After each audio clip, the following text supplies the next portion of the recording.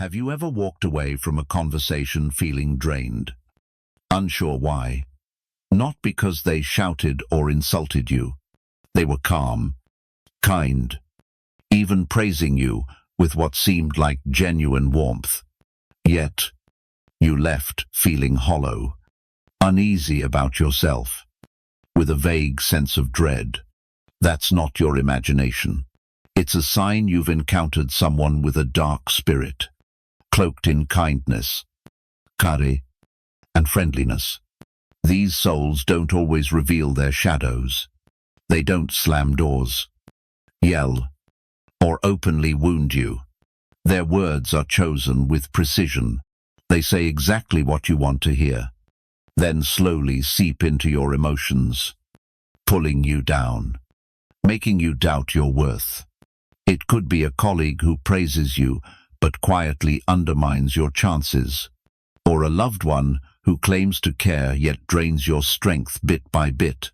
Today, we won't dwell on evil in a dramatic or fearful way.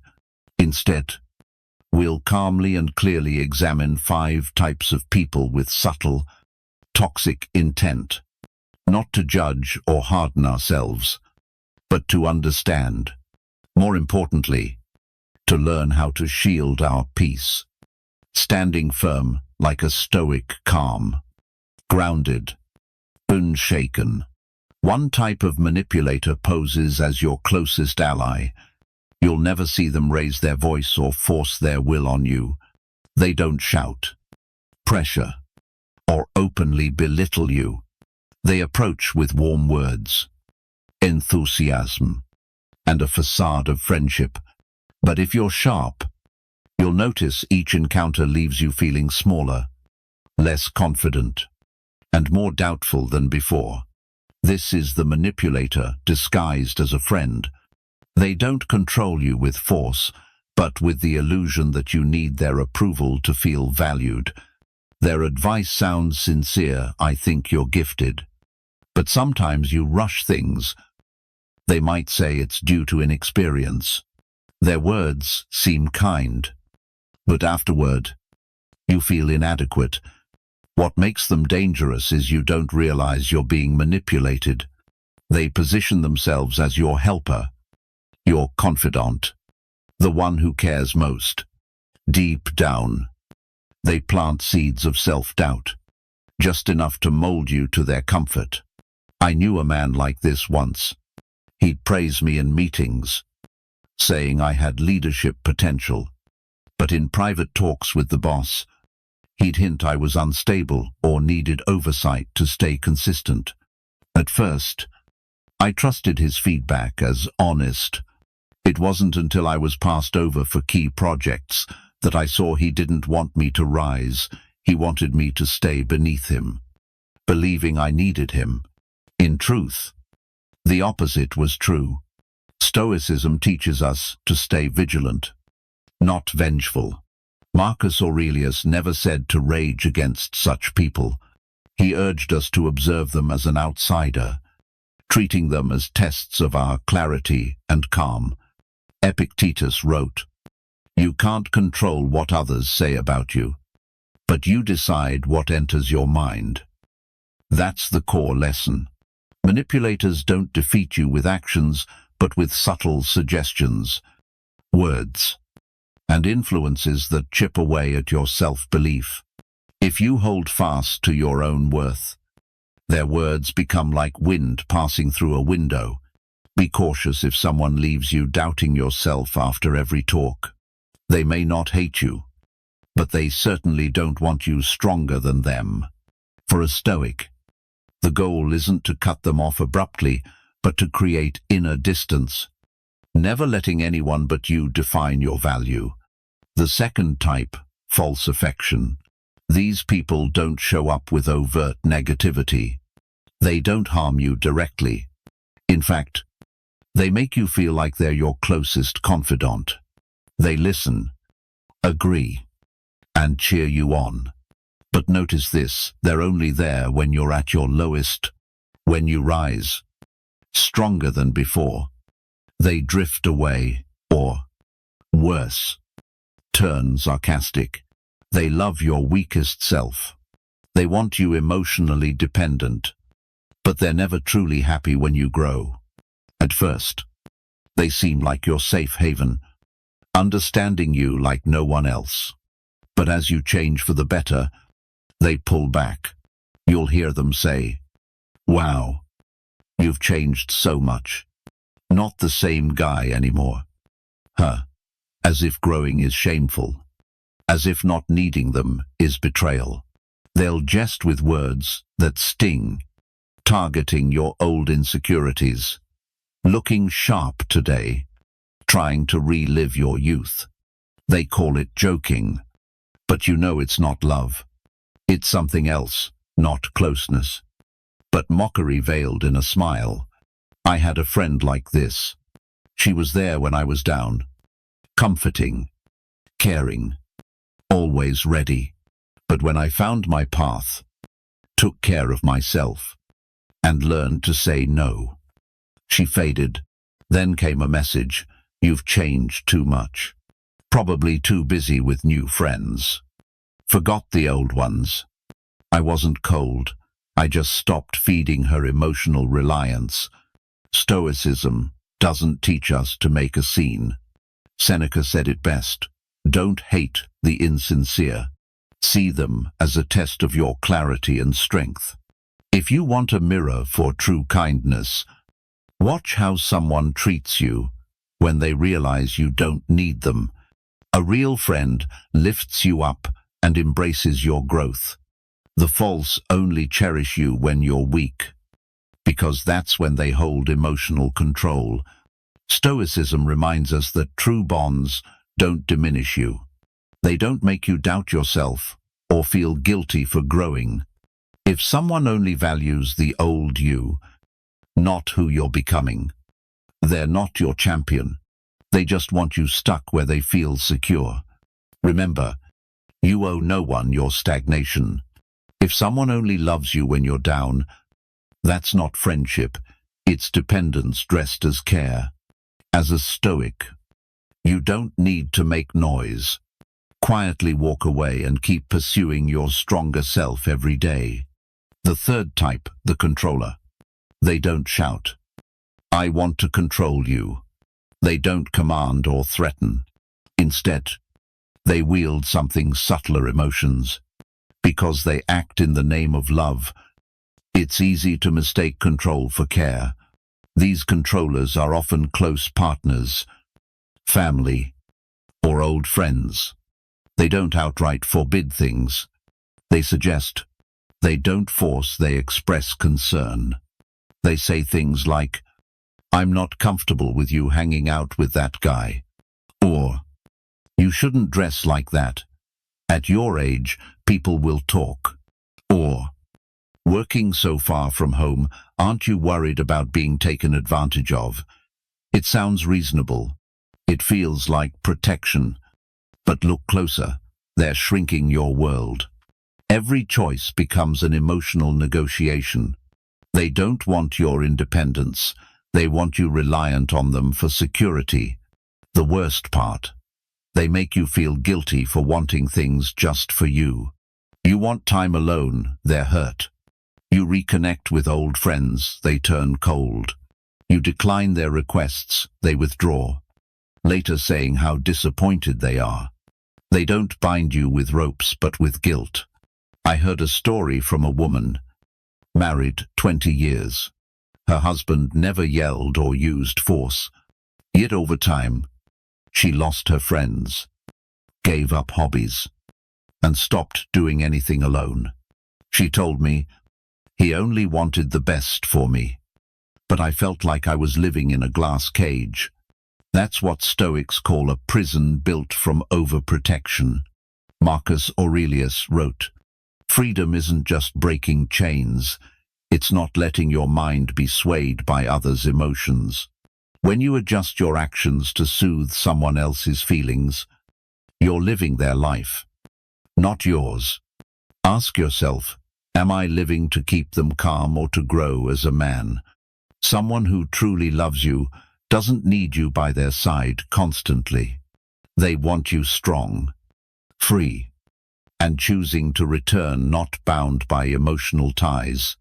Stoicism doesn't push rebellion, but teaches us to draw clear lines between care and control, connection and captivity.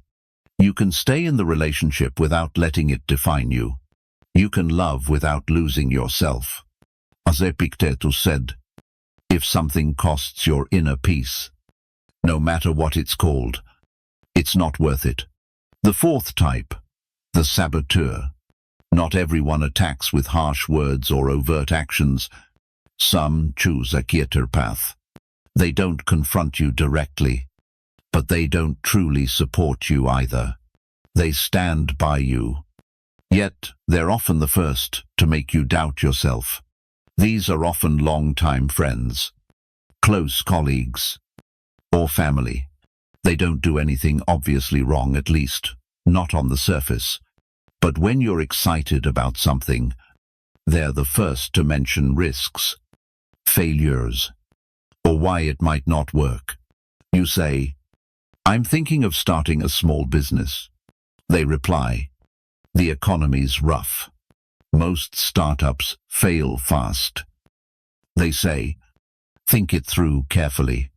You mention learning a new skill, and they respond, "At our age, what's the point? Take it easy." They don't stop you outright, but they plant vague doubts. The challenge is, it's all wrapped in gentle concern. They call it caring. They call it realism. But that honesty doesn't strengthen you. It makes you hesitate, question yourself, and sometimes turn back. I knew a guy like this.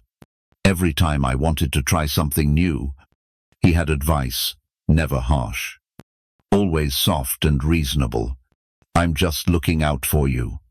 That path's stressful. You're doing fine already. Why make things harder at first?" I valued it. But over time, I noticed he only showed up when I was about to grow. Each conversation left me less clear, more doubtful. This quiet sabotage is dangerous because it feels like friendship, sounds like care, and seems like support. But if sharing your dreams leaves you feeling smaller, less excited, less confident, it's not care anymore. It's emotional control disguised as realism, eroding your spirit under the guise of honesty. Marcus Aurelius said, "The wise don't need others' approval to do what's right. They only need to stay true to their nature." That's a profound Stoic truth.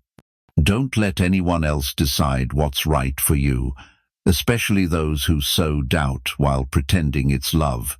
If someone always highlights what could go wrong, making you hesitate more than act, step back, not because they're evil, but because they may not be ready to see you shine. Their discomfort might push them, consciously or not, to keep you small. Stoicism doesn't teach us to distrust everyone or cut ties coldly, but it does teach this. A clear mind is your strongest shield. Keep your mind like a mirror, reflecting who lifts you up and who pulls you down. Once you see clearly, you don't need to argue, prove, or explain. Just keep moving forward with your strength while they stay behind. The fifth type, the energy drainer. Not everyone hurts you with cruel words or clear actions. Some exhaust you just by being around. They don't insult, criticize, or control you.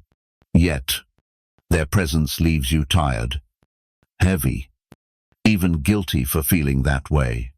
Energy drainers live in constant negativity. There's always something to complain about, a pain to share, an injustice they endure. They don't attack you directly, but they pull you into their emotional abyss without you realizing you're sinking. At first, you think you're just being a good listener. You empathize, you support, You show up, but over time, you dread seeing their name on your phone. You avoid meetups. After each talk, you're left silent, like you've weathered a storm. They say, "You're the only one I can talk to." You feel guilty, so you stay. They say, "I'm never lucky. No one really cares." You try to comfort them, but they reply, "It's easy to say you wouldn't understand." Eventually, you realize they're not seeking solutions. They don't want to heal. Their pain is their identity, and playing the victim is their only way to be seen. They don't want a lifeline. They want an audience. And sadly, that audience is you. Stoicism doesn't make you cold, but it teaches a vital truth. You can't fill another's cup when yours is empty. Epictetus said, "A loving soul doesn't carry every burden, but knows what to hold and what to release." You're allowed to stop listening to the same story repeated for years, not out of cruelty, but because you value your mental strength. I had a friend like this once. I gave time, energy, support. I listened, advised, tried everything. But no matter what I said, nothing changed. It wasn't about growth. They just needed me to validate their pain, to confirm their victimhood. One day, I stopped, not out of anger or rejection, but by quietly stepping back to preserve myself. It wasn't selfishness. It was understanding that if I'm drained, my presence is no longer a gift, just an empty gesture. Remember, you weren't born to carry the world's weight. You're not obligated to be everyone's savior. Love doesn't demand endless sacrifice, and kindness doesn't mean abandoning your boundaries. If someone leaves you constantly exhausted, pause and ask, am I helping them, or am I chained to their pain? If the answer hurts, that's your signal. Step back, reclaim your energy, and set new limits. Because, as Stoicism reminds us, to bring light to others, your inner flame must burn strong first.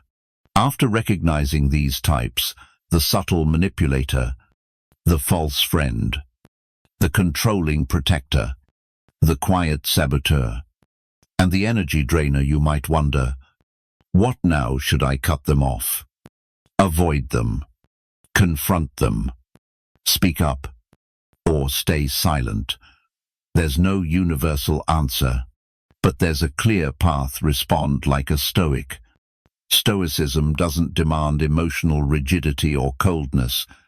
It teaches intentional response, not getting swept into others' emotional games, not letting their negativity change you, and never allowing their toxicity to steal your inner peace.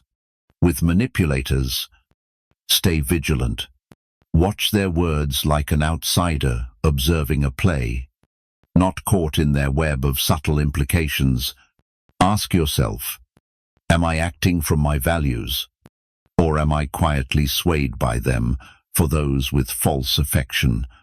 Don't try to explain or fix the relationship. You don't need to prove you haven't changed or still care. Those truly meant for you will celebrate your growth. Those who don't will guilt you for moving forward. You don't owe an apology for your evolution. Just keep walking the path that aligns with your true self. With controllers, stay calm and firm. Don't respond with anger. Say, I value your concern, but this is my decision, and I'll own it. A Stoic doesn't need approval to do what's right, just clarity of mind. For supple saboteur, you don't need to expose or accuse them. Just keep your distance. Stop sharing your most precious thoughts, and they'll fade on their own. You don't need applause from those waiting for you to stumble. Focus on your own steps. Those are what you control. with energy drainers. Remember that kindness doesn't mean exhaustion. You can still care and be present. But set limits. Learn to say, I need space today. I'll listen when I'm ready. That's not selfishness. It's self-regulation. The bedrock of Stoic practice. Marcus Aurelius wrote, if you're angry at someone, ask yourself, am I giving them power over my mind? That's a reminder every Stoic must hold close. Whenever your peace is shaken by anger, pain, or frustration, pause and ask, am I choosing this reaction, or am I being pulled by it? The ultimate Stoic freedom isn't removing toxic people, they'll always exist. It's mastering how you respond to them. You can walk away from a provocative conversation, still calm. You can choose not to retaliate, explain, or justify, and still know you've done right. Because in the end, toxic people only win when they make you lose yourself. A Stoic never lets that happen. If you start noticing these types around you, don't fear them. You don't need to change them, just how you react to them. That shift is a powerful step toward mastering your life with a Stoic's quiet strength. Don't waste energy trying to fix toxic people or blame yourself for letting them in. See them as challenges that help you grow, gain clarity, and build self-mastery. Every time you hold your boundaries, choose silence over reaction, or step back in peace. You're closer to inner freedom. If there's one thing to carry from this, it's this. You don't need to defeat them. Just ensure they don't pull you down.